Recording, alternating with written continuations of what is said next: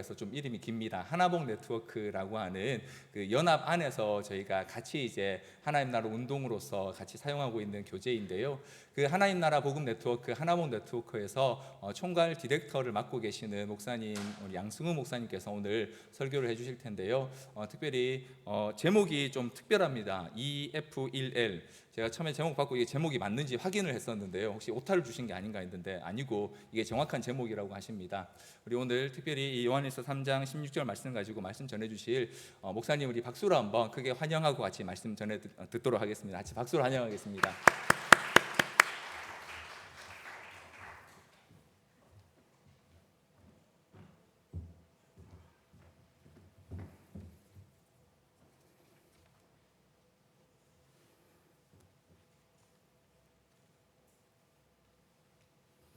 안녕하세요. 네, 일부보다는 반응들이 좋네요. 여러분, 이 시대에도 하나님이 살아계시다라고 믿습니까?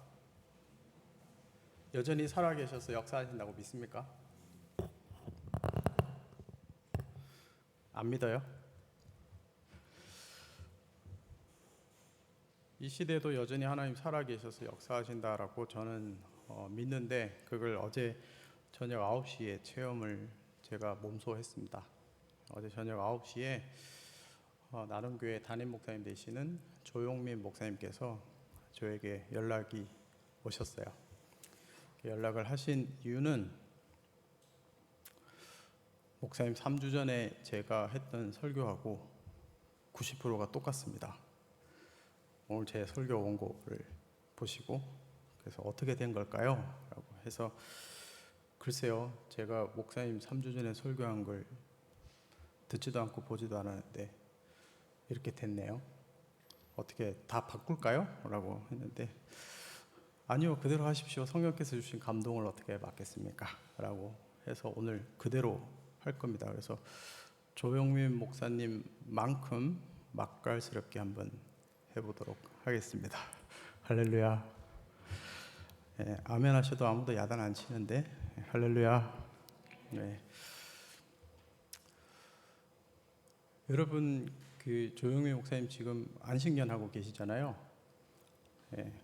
저녁 9시에 전화 와가지고 여러분에게 너무너무 사랑한다고 또 날마다 여러분 위해서 기도하고 생각하고 있다고 본인을 절대 잊지 말아 달라고 말씀을 전해달라고 하셨습니다.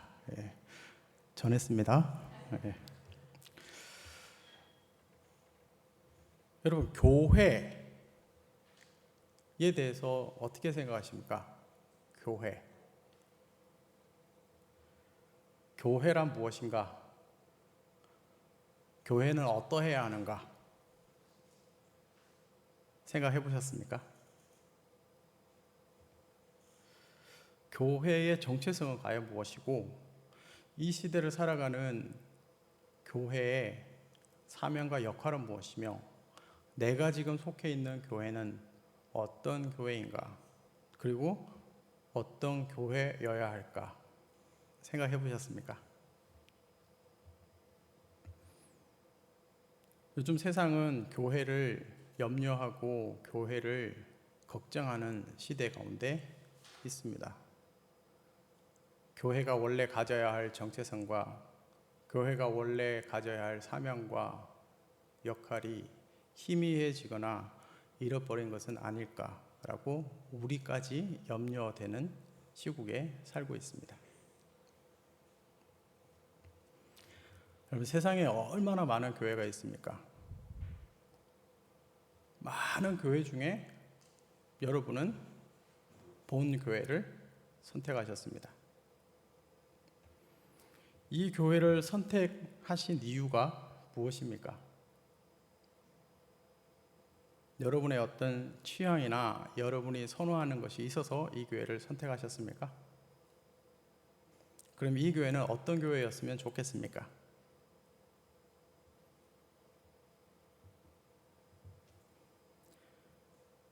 교회 공동체는 무언가 결핍이 있는 사람들,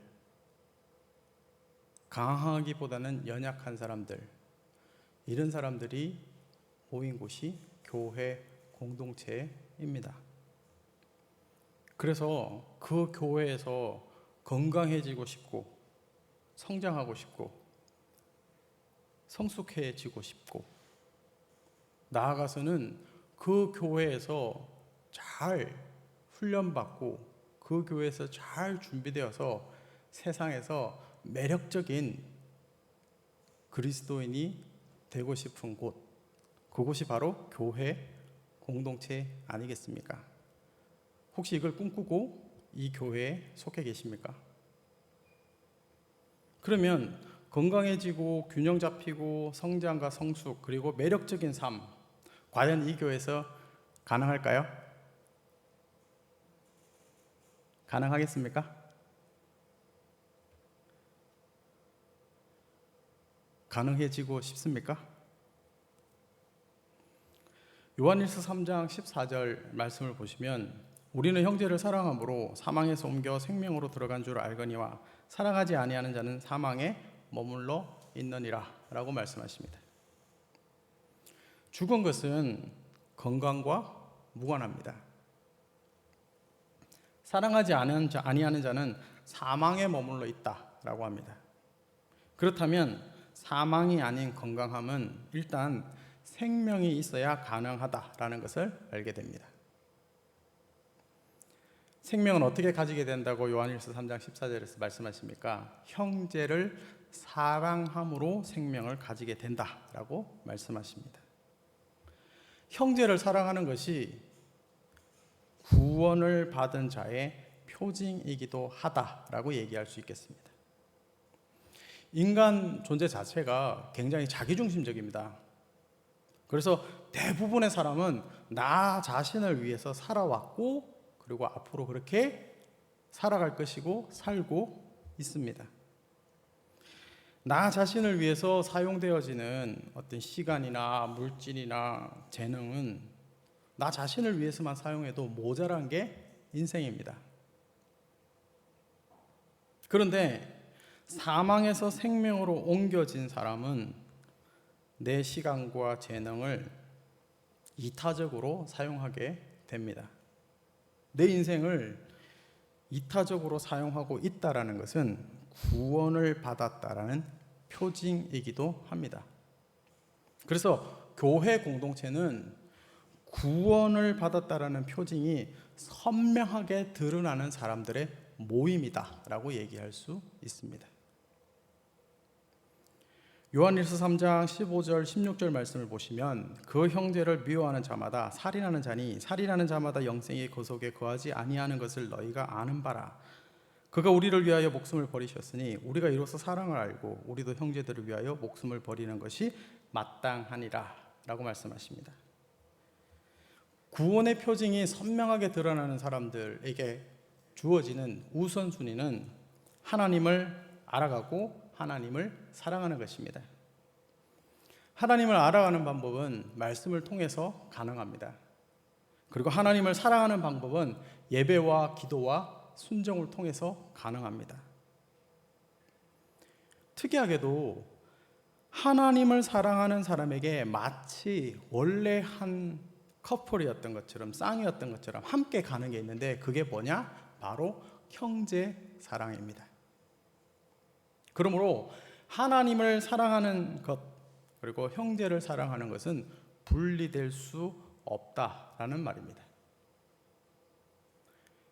형제를 미워하는 것은 하나님을 사랑하지 않는다라는 것이 드러내게 되는 것입니다. 그러므로 형제를 사랑할 때 진정한 하나님 사랑이 나타나고 드러나게 되는 것이죠. 요한일서 4장 19절 20절 21절 말씀을 보시면 우리가 사랑함은 그가 먼저 우리를 사랑하셨습니다. 누구든지 하나님을 사랑하노라고 그 형제를 미워하면 이는 거짓말하는 자니 보는 바 그 형제를 사랑하지 아니한 자는 보지 못하는 바 하나님을 사랑할 수 없느니라. 우리가 이 계명을 주께 받았으니 하나님을 사랑하는 자는 또한 그 형제를 사랑할지니라 라고 합니다. 사실은 사람을 사랑하는 것은 굉장히 힘든 일입니다.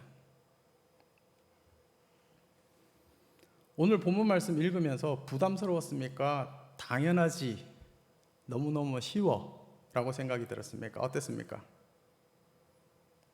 양쪽 옆에 계신 형제 자매분들 한번 보십시오.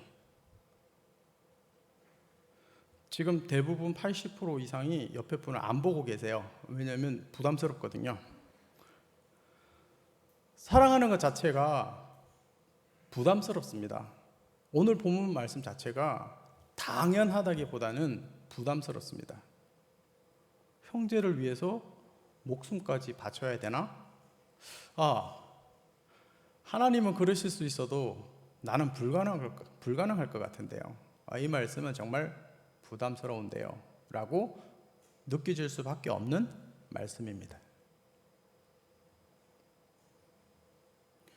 원래 일반적으로 사랑을 얘기할 때는 일반적으로 측은지심이나 자비심 정도를 얘기합니다.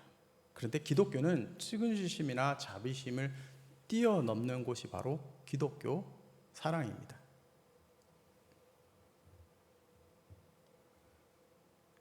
느낌이 와서 너무너무 보고만 있어도 사랑스러워서 불쌍해서 사랑하는 것, 이건 측은지심이나 자비심이지 사랑이 아닙니다. 하나님이 그 존재를 사랑하셨기 때문에 사랑하는 것이 기독교의 사랑입니다.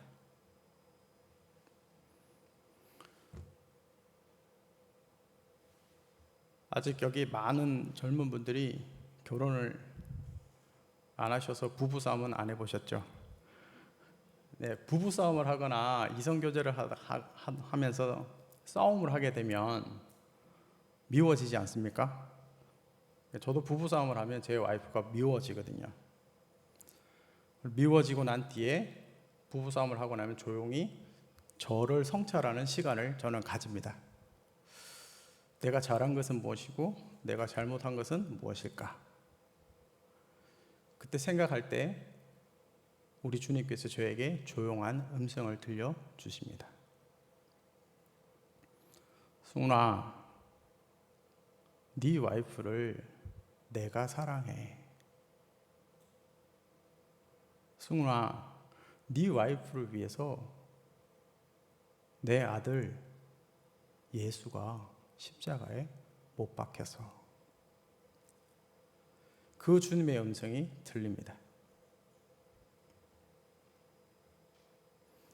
자녀를 키울 때도 자녀가 사춘기가 되거나 자녀가 문제를 피울 때 옛날 조상들이 했던 말이 떠오릅니다. 무자식이 상팔자다. 힘들고 괴로우니까 아마 그런 말이 나왔던 것 같습니다. 그럴 때 조용한 시간을 가질 때 주님께서 동일하게 말씀하십니다. 오늘 우리에게 주님의 음성이 들려지는 영적 귀 기울임이 있게 되기를 예수님의 이름으로 축복합니다.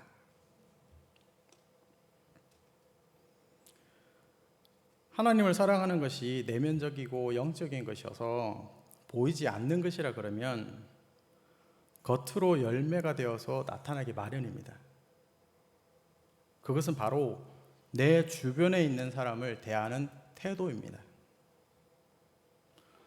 우리가 각자 진정으로 예수 그리스도께 속해 있다 그러면 그리스도께 속한 내 옆에 있는 형제와 자매를 저 속에 그리스도가 계시는구나 라는 것을 깨닫게 될 것이고, 더 나아가서는 그 사람을 대하는 태도가 달라질 것입니다. 양쪽 옆에 분들 다시 한번 쳐다보시겠습니까? 눈빛이 달라지십니까? 그 속에 있는 그리스도가 보이십니까? 교회 공동체는 바로 영적인 귀 기울임과 눈빛과 태도가 달라짐으로써 구원의 표징이 드러나는 곳입니다. 이렇게 시작되어지는 것이 교회 공동체의 시작입니다. 이 교회 공동체 안에서 오늘 함께 나눌 1L, 설교 제목이 1L, 2F잖아요. 1L이 바로 unconditional love입니다. 무조건적인 사랑입니다. 그리스도께서 우리에게 주셨던 무조건적인 사랑. 그 무조건적인 사랑 안에는 4가지의 원리가 있습니다. 그 첫 번째가 바로 희생하는 사랑입니다. 희생이라는 것은 자기 것을 내어주는 것입니다. 자기 것을 소비하게 하는 것입니다. 이것은 희생의 목적은 형제와 자매를 위한 것입니다. 나를 위한 것이 아니라 상대방의 진정한 유익을 위해서 하는 것이 희생입니다. 그리고 희생에는 3가지의 요소가 있습니다. 첫 번째는 시간입니다. 두 번째는 마음입니다. 세 번째는 재정입니다. 희생이라는 것은 이 3요소가 늘 함께 가는 것 같습니다. 근데 진짜 희생은 무엇일까? 특별히 교회 공동체 안에서 진짜 희생이란 무엇일까? 희생하는 사랑이란 무엇일까? 곰곰이 고민해 보았습니다. 방금 말씀드린 3요소도 있지만 진짜 희생하는 사랑은 내가 가장 아끼는 것을 내어주는 것입니다. 여러분 각자의 삶 속에서 가장 아끼는 것이 무엇입니까? 그것을 내 형제요 내 자매에게 내어주는 것, 그것이 진정한 희생하는 사랑입니다.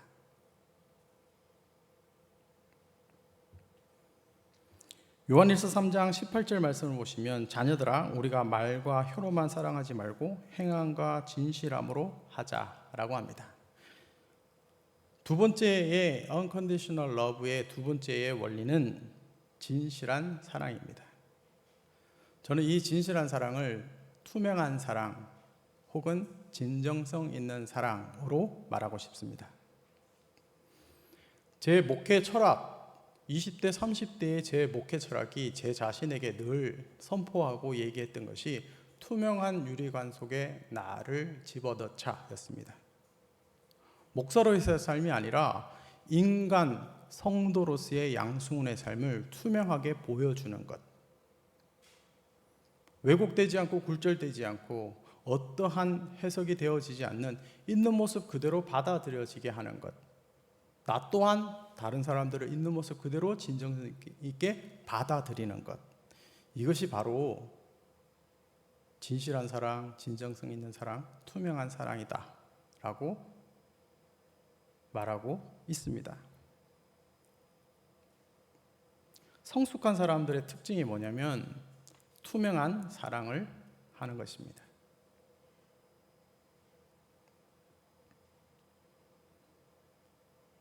방금 읽은 요한일서 3장 18절에서 우리가 말과 혀로만 사랑하지 말고 행함과 진실함으로 하자라고 했습니다. 세 번째의 원리가 구체적인 사랑입니다. 내 옆에 공동체에 속한 형제가 자매가 어려움 당했을 때 그 사람과 함께 시간을 보내주는 것. 이게 바로 사랑입니다. 사랑은 구체적이어야 합니다. 여러분은 한 번씩 이런 말씀 해보셨습니까? 언제 만나서 밥 한번 먹자. 식사 한번 하시죠. 이 말 한 번씩 이상은 해보셨죠? 근데 한 번씩 해보셨는데 그 말씀을 하시고 지난 1년 안에 2년 안에 같이 식사 못한 사람들이 많아요, 적어요? 교회 안에 또 거짓말이 있습니다. 기도할게요. 기도해 줄게요. 그리고 기도 안 한 적이 더 많지 않습니까? 제가 지금 여러분께 물어보는 것 같지만 사실은 자전적 고백입니다. 식사 한번 하시죠 그래놓고 식사 안 한 사람들이 많고, 기도해 드릴게요 그래놓고 기도 안 한 적이 많습니다. 그래서 제가 바꿨습니다. 저는 같이 꼭 식사해야 된다 그럴 때는 아예 꺼내요. 몇 월 며칠 몇 시에 어디서 밥 먹을까요? 그러고 그렇게 해야 밥을 먹더라고요. 기도할게요도 바꿨습니다. 그 자리에서 바로 손잡고 기도해요.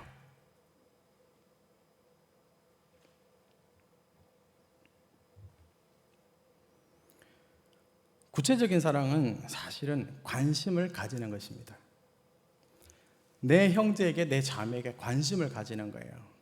관심을 가지려면 당연히 무조건적인 사랑이 있어야겠지만 더 나아가서는 메모를 하셔야 돼요.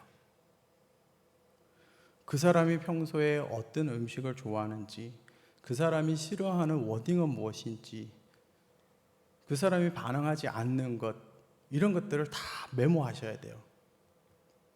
저는 제 스마트폰에 저희 가정교회 식구들 좋아하는 것, 좋아하지 않는 것 다 적혀 있어요. 그리고 가끔씩 대중교통을 이용해서 이동할 때 그걸 봐요. 평소에 그냥 봐요.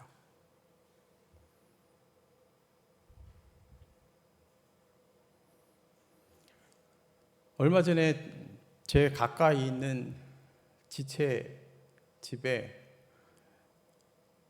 제가 머무는 집 앞에 상가에 떡볶이 집이 하나 생겼더라고요.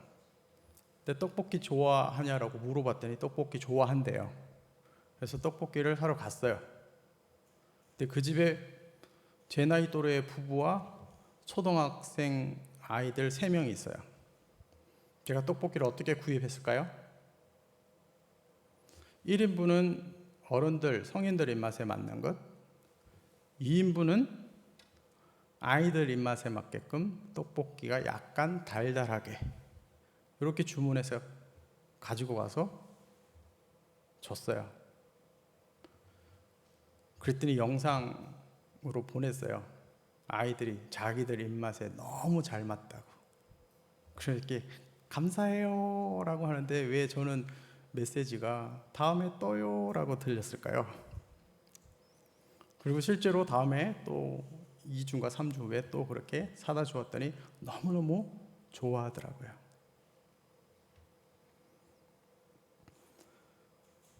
구체적으로 사랑하는 것은 그 사람에게 맞는 것을 해주는 것입니다. 그 사람의 필요를 채워주는 것입니다.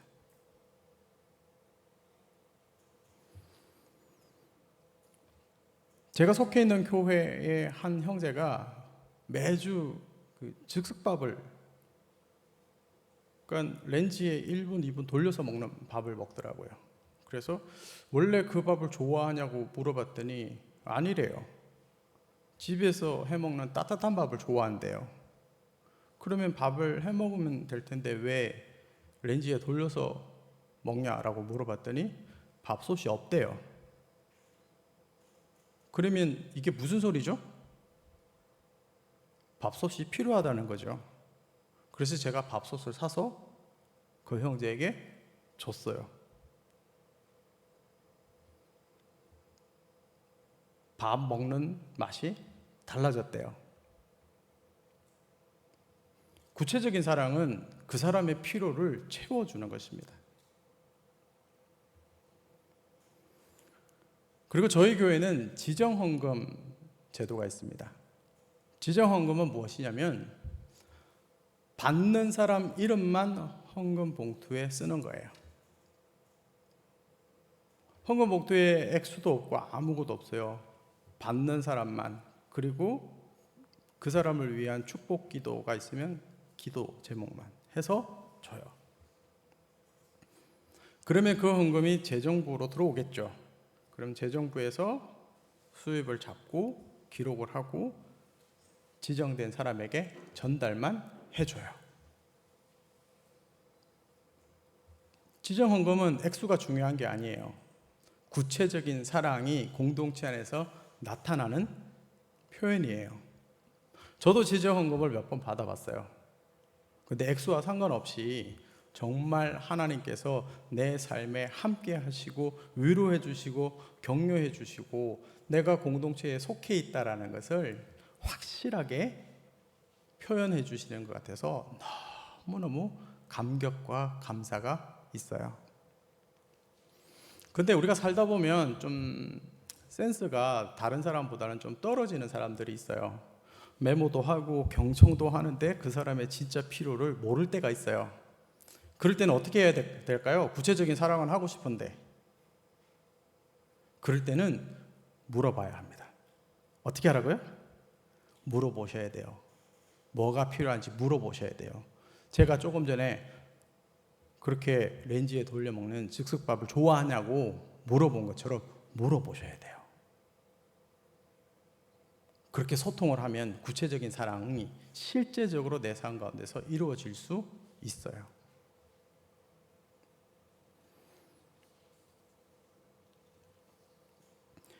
요한일서 3장 23절 24절 말씀을 보시면 그의 계명은 이것이니 곧 그 아들 예수 그리스도의 이름을 믿고 그가 우리에게 주신 계명대로 서로 사랑할 것이니라. 그의 계명을 지키는 자는 주 안에 거하고 주는 그 안에 거하시나니 우리에게 주신 성령으로 말미암아 그가 우리 안에 거하시는 줄을 우리가 아느니라 라고 말씀하세요. 그리스도가 내 삶의 중심이 되면 모든 행하는 사랑의 행위는 그 중심의 영향력이 드러나게 되어 있습니다. 그 중심이 뭡니까? 그리스도이십니다. 그리스도께서 나를 위해서 행하신 일을 믿는 것이 사실은 이 중심적인 사랑의 핵심입니다. 그냥 자기 마음에서 쏟아져 나와서 하는 사랑이 아니라 그리스도가 중심이 된 사랑, 이 사랑이 unconditional love의 네 번째 원리입니다. 기독교의 사랑은 느낌이 아니라 결단입니다. 예수님께서 만약에 느낌대로 우리를 사랑하셨다 그러면 저와 여기 계신 분들이 어쩌면 구원 못 받았을 가능성이 높습니다. 그러나 예수님은 우리가 갖춘 요건이나 조건이 아닌 무조건적인 사랑을 주시기로 결단을 먼저 하셨습니다. 결단을 하셨기 때문에 우리에게 조건 없이 십자가에 달려서 죽으신 것입니다. 사실 마음이 가지 않는데 교회 공동체에 속해 있기 때문에 사랑을 한다. 그 위선 아니겠습니까?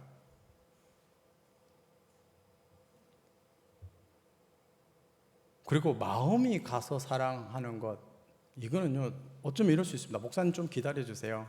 제가 마음이 갈 때까지 제 옆에 있는 형제, 제 옆에 있는 자매 마음이 갈 때 그때 사랑하겠습니다. 맞는 말 같지만 그분은 죽을 때까지 어쩌면 사랑 못할 수 있습니다.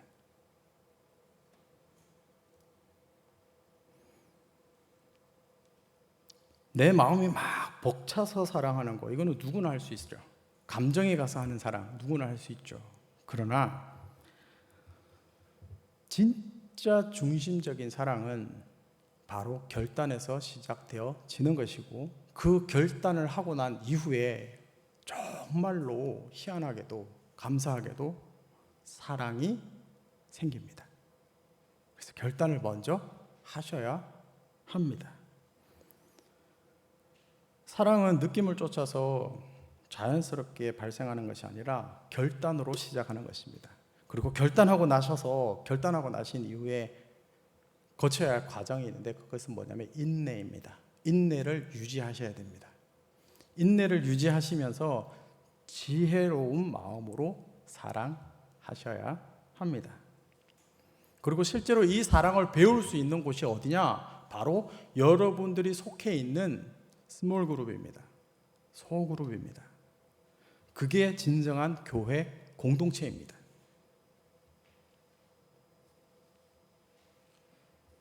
예수님만 아니면 안 만나도 될 사람들이 모여 있는 곳이 교회입니다. 그런 사람들 있지 않아요? 아, 저 사람은 정말 만나지 말았어야 할 사람인데. 그런 사람들 꼭 어디에 있죠? 교회에 있습니다. 그렇게 생각 들 때가 있죠. 그런데 다른 사람이 나를 그렇게 생각할 수도 있다라는 걸 잊지 마십시오. 이 네 가지 원리를 가지고 사랑하면 필히 나타나는 게 있습니다. 필히. 자, 믿음의 눈으로 보세요. 믿음의 눈으로. 제 등 뒤에 뭐가 있죠? 보여요? 보이시는 분? 제 등 뒤에.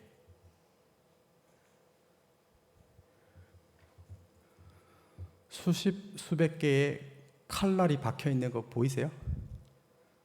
배신의 칼날, 상처의 칼날. 사랑을 하면요, 상처받게 되어 있습니다. 그리고 배신도 당합니다.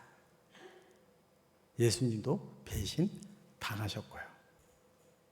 이거는 사랑을 하게 되면 필히 나타나는 과정입니다. 그러나 이것이 무서워서 사랑하지 않으면 안 됩니다. 세월이 좀 흐른 후에 제가 깨닫는 것이 있습니다. 내가 받은 그 상처들, 공동체의 리더들이 동일하게 받으시더라고요. 근데 그 공동체의 리더들은 그 받은 상처들을 또 어디서 치유받아야 될까요? 제가 먼저 상처받았기 때문에 상처받은 치유자로 하나님이 또 저를 사용하시더라고요.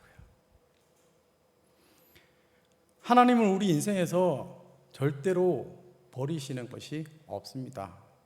다 교회 공동체를 위해서, 나 자신을 위해서, 우리를 위해서 유익하게 다 사용하십니다. 그리고 사실은 상처받고 시험 될 수도 있지만 더 중요한 것은 사랑을 하다 보면, 사랑을 계속 하다 보면 어느새 내가 사랑의 전문가가 되어 있는 객관적 성장을 경험하게 되실 것입니다. 그것을 위해서 뭐 하셔야 될까요? 연습하셔야 합니다. 우리가 속해 있는 소그룹에서 이 사랑을 연습하셔야 됩니다. 잘 하기 위해서 연습하는 것입니다. 여러분 사랑 잘하고 싶지 않습니까? 그리고 사랑 잘 받고 싶지 않습니까? 연습하셔야 합니다. 이렇게 하나님 사랑, 형제 사랑이 네 가지 원리로 우리가 속해 있는 공동체에서 진행이 되어지면 자연스럽게 두 가지가 이어지게 됩니다. 그게 2F입니다. 첫 번째 F가 바로 forgive, 용서입니다.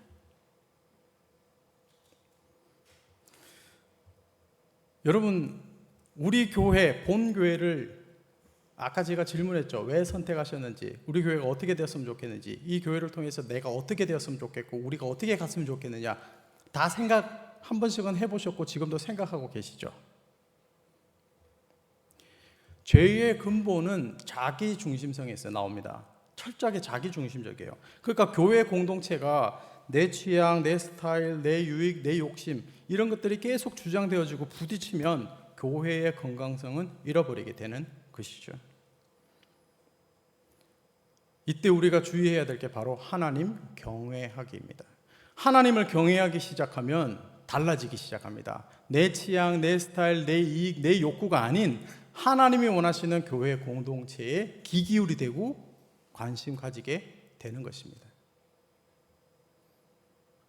성경에서는 혼자 신앙생활을 할 수 없음을 얘기합니다. 그리고 혼자는 절대 성장할 수가 없습니다. 교회 공동체에서 성장하고 성숙하고 싶지 않습니까? 성장과 성숙이 있어야 매력 포인트들이 생깁니다. 매력 포인트들이 생겨서 세상에 나아가서 빛을 발휘할 때 사실은 많은 예수님을 모르는 사람들이 우리에게 질문을 하게 되는 것입니다. 어떻게 해서 그렇게 매력적이고 어떻게 해서 그렇게 날마다 사람이, 매주마다 사람이 그렇게 변합니까? 질문하게 되는 것이죠. 사실 성경 전체의 절반 이상이 공동체에 대해서 얘기하고 있습니다. 그래서 요한복음 13장 34절 35절에서 이렇게 얘기합니다. 새 계명을 너희에게 주노니 서로 사랑하라. 내가 너희를 사랑한 것 같이 너희도 서로 사랑하라. 너희가 서로 사랑하며 이로써 모든 것이 너희가 내 제자인 줄 알리라. 서로 사랑하라 그랬는데 여기서 얘기하는 서로 사랑하라는 사람은 누구입니까? 예수님께서 하신 말씀입니다. 바로 예수님의 12제자를 얘기하는 것입니다. 그러면 이 본문 말씀 우리에게 적용한다 그러면 우리는 누구를 사랑해야 될까요? 내가 속해 있는 그 스몰 그룹의 형제 자매를 사랑하는 것입니다. 수백 수천 명을 사랑하는 것이 아니라 바로 여러분 옆에 있는 사람을 실질적으로 사랑하셔야 합니다. 그렇게 사랑하실 때에 forgive가 자연스럽게 우리 삶에 들어오게 됩니다.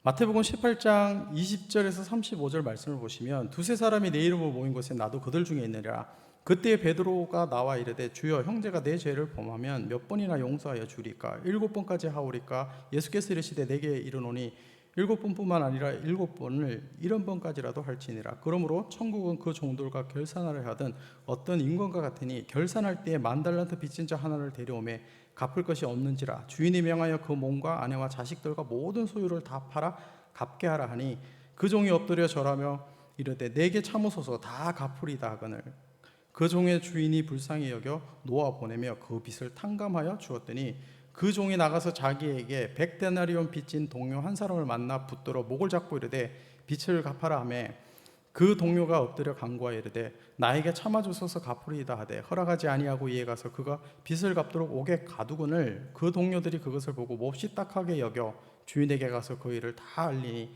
이에 주인이 그를 불러다가 말하되 악한 종아 내가 빌기로 내게 내 빚을 전부 탕감하여 주었거늘 내가 너를 불쌍히 여긴같이 너도 내 동료를 불쌍히 여김이 마땅하지 아니하냐 하고 주인이 노하여 그 빚을 다 갚도록 그를 옥졸들에게 넘기니라. 너희가 각각 마음으로부터 형제를 용서하지 아니하면 나의 하늘 아버지께서도 너희에게 이와 같이 하시리라. 1만 달란트는 15년치 정도의 급여입니다. 1달란트가 그러면 1만 달란트는 15만 년치의 품삯입니다. 그러면 주인이 1만 달란트를 탕감해 줬습니다. 100데나리온 빚진 사람에게는 100일치의 품삯입니다. 지금으로 따지면 한 석 달 정도의 급여입니다. 1만 달란트에 비하면 아무것도 아니지 않습니까? 예수님께서 나를 향해서 용서해 주신 것은 바로 1만 달란트를 용서해 주신 것과 같은 것입니다. 우리가 용서되지 않는 사람이나 용서되지 않는 행위가 있습니까? 그럴 때마다 우리가 오늘 읽은 이 본문을 묵상하시면서 나는 1만 달란트를 탕감받은 사람이라는 것을 인식하셨으면 좋겠습니다.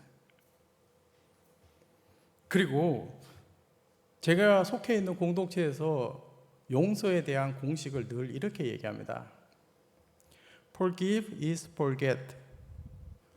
용서는 잃어버리는 것이다. 용서는 내 마음에서 떠나 보내는 것입니다. 상처가 들어오고 어떠한 다른 잘못 영향력이 들어왔을 때 마음이 아프거나 몸이 아플 수 있습니다. 그러나 그것을 떠나보내고 잃어버릴 수 있는 것은 흔적은 있지만 주님이 나를 1만 달란트 탕감하셨다는 그 원리에 따라서 잃어버릴 수 있게 되는 것입니다. 제가 축구를 너무 좋아해가지고요. 한 15년 정도 조기 축구를 했었는데 한 번은 축구를 하다가 뒤에서 이제 백 태클을 당해가지고 요 정도 떴어요. 요 정도 떠가지고 땅으로 떨어지면서 손을 짚었는데 여기 손목에 분쇄골절이 왔어요. 그래서 이렇게 클로즈업이 될지 모르겠는데 여기 보시면 못자국이 4개가 있어요. 이게 분쇄골절이 와서 뼈를 고정시키기 위해서. 그래서 지금도 보면 뼈에 여기 제 표피에 두피에 그 피부에 못자국이 있어요. 지금도 손목이 아플까요? 그때만큼? 아프지 않아요. 근데 흔적은 남았어요, 안 남았어요? 남았어요. 용서는 마치 이런 것입니다. 흔적은 남아요. 지울 수는 없어요. 그러나 더 이상 아프지 않는 것이에요. 누구를 위해서 사실은 용서하는 거예요? 나를 위해서 용서하는 것이에요. 내가 건강해져야 다른 사람도 건강하게 영향력을 끼칠 수 있기 때문이에요. 그래서 마음에서 일어난 모든 용서할 수 있는 상처들은 떠나보내는 것이 좋습니다. 그러나 이것을 가능하게 하는 것은 바로 unconditional love에서 가능해진다라는 것입니다. 두 번째 F가 바로 forbear입니다. 용납입니다. 사실 용서보다 더 힘든 게 용납입니다.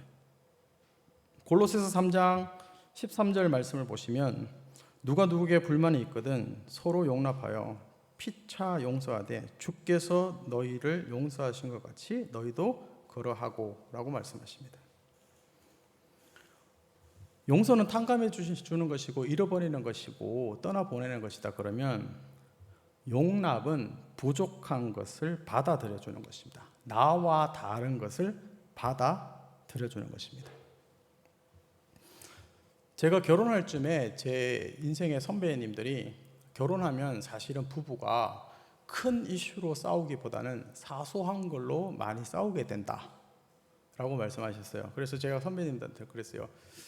저는 용기가 큰 사람입니다. 그릇이 큽니다. 사소한 걸로 싸우지 않습니다. 근데 결혼하고 한 달도 안 돼서 세계 제4차 대전이 벌어졌죠. 저는 양치를 칠 때 치약을 뒤에서 이렇게 끌어올려서 사용을 해요. 제 와이프는 아무데나 쿡쿡 눌러요. 그래서 치약을 볼 때마다 제 마음이 짓밟혀지는 느낌. 아니 어떻게 뒤에서 이렇게 끌어올려서 쓰지 이렇게 쿡쿡 누를까? 그래서 한번 싸웠어요. 야, 치약 가지고 싸우니까 나중에는 정말 별별 사소한 것 가지고도 싸우더라고요. 이거 극복하는데 굉장히 사실 오래 걸렸습니다. 뭐 하루 이틀 일주일 만에 끝나지 않았습니다. 제 영적 아버지 되시는 spiritual father 되시는 이 벤트로이라는 분이 계신데 예수원의 대천덕 신부님의 아들이신데 요 문제 가지고 한번 얘기를 했더니 그 파더 벤트로이께서 저에게 막 이야기를 듣더니 막 웃으세요. 그래서 그 웃는 느낌이 비웃음이 아니라 나도 비슷한 경험이 있는 걸이라는 느낌을 받았어요. 그래서 왜 웃냐, 왜 웃으시냐라고 여쭤봤더니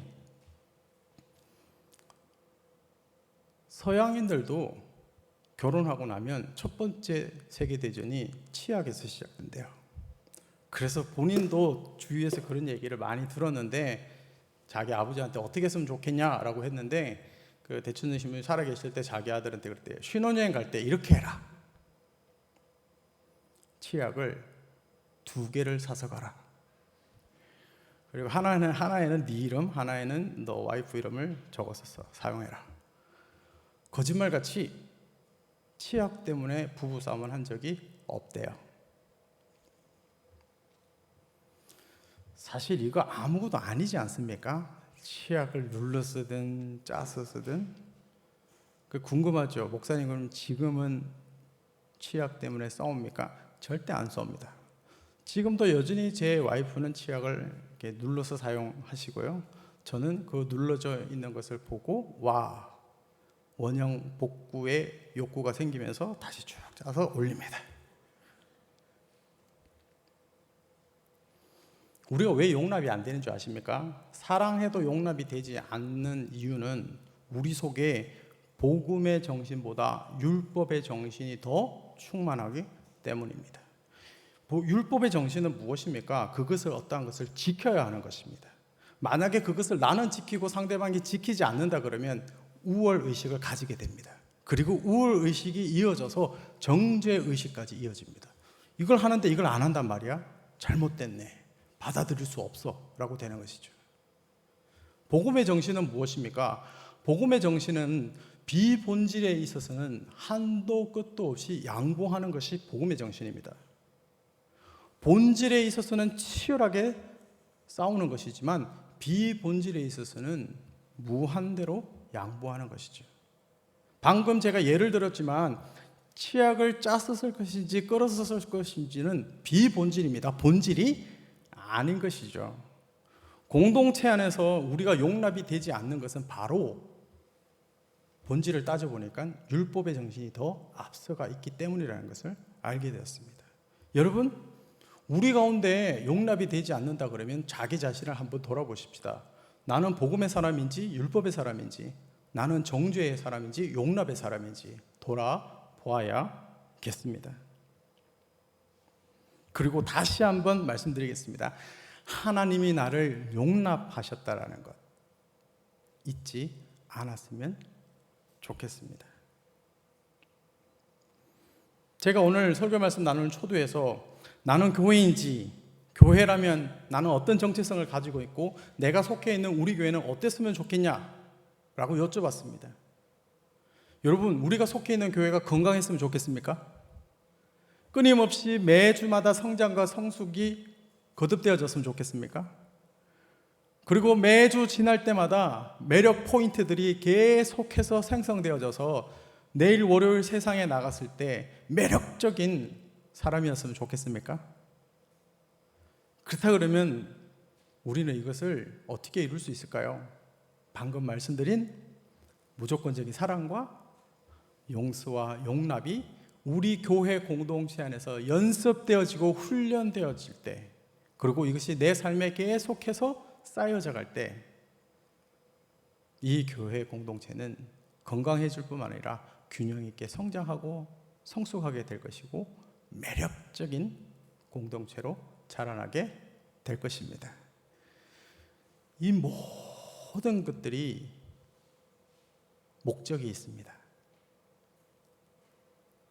어떤 목적이 있을까요? 베드로전서 2장 9절 말씀을 보시겠습니다. 그러나 너희는 택하신 족속이요 왕같은 제사장들이요 거룩한 나라요 그의 소유가 된 백성이니 이는 너희를 어두운 데서 불러내어 그의 기이한 빛에 들어가게 하시니 아름다운 덕을 선포하게 하려 하심이라.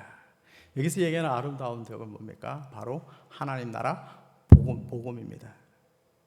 하나님 나라 복음이 선포되어지게 하기 위해서 우리는 무조건적인 사랑과 바로 용서와 용납을 하는 것입니다. 복음을 선포하는 것은 삶으로 드러내는 것입니다. 여러분의 삶이 무조건적인 사랑과 용서와 용납으로 훈련되어지고 연습되어져서 그것을 드러낼 때 사실은 아름다운 덕적 복음이 선포되어지게 되는 것입니다. 저는 저와 여러분이 우리가 속해 있는 교회 공동체 안에서 이것들이 날마다 연습되어지고 훈련되어져서 세상 가운데서 하나님의 아름다운 덕을 삶으로 선포해내는 그런 축복된 인생 되시길 예수 그리스도의 이름으로 축복합니다. 함께 기도하시겠습니다.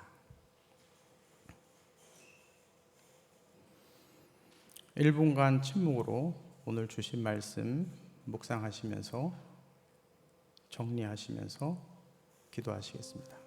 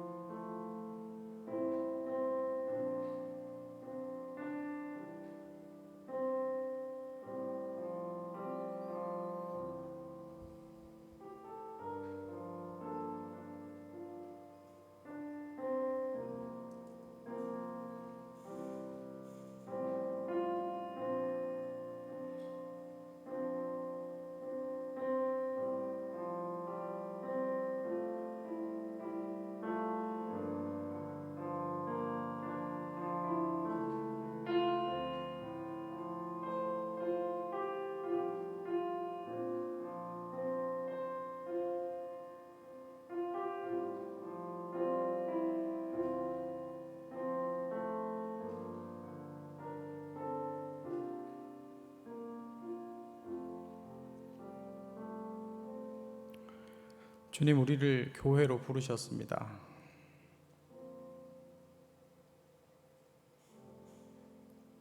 하나님께서 그리스도 안에서 나를 용납하셨고 그리스도 안에서 특별한 존재로 부르셨고 사실은 나눔교회라는 새로운 가족 공동체에 속하게 하셨습니다. 이 공동체 안에서 하나님을 사랑하는 것만큼 형제 사랑의 원리가 내 삶 가운데 뿌리 내려지게 하시고 자라나게 하시고 열매 맺게 하시기를 간절히 소망합니다. 용서와 용납이 공동체 안에서 연습되어지게 하시고 잘 훈련되어져서 내 삶으로 드러나는 자들이 많아질 수 있도록 축복해 주시기를 간절히 소망합니다. 그래서 우리 교회 공동체를 통해서 자연스럽게 삶으로 아름다운 도덕적 복음이 선포되어지는 것을 보게 하여 주시옵소서. 예수 그리스도의 은혜와 하나님 아버지의 사랑하심과 성령님의 교통하심이 사랑의 네 가지 원리와 용서와 용납을 삶 속에 잘 적용하고 살아가기로 결단하는 사랑하는 하나님의 백성들 머리 위에, 그리고 각 가정 위에, 사업터와 경영터 위에, 특별히 다음 세대 위에 이제로부터 영원토록 함께 있을지어다. 아멘.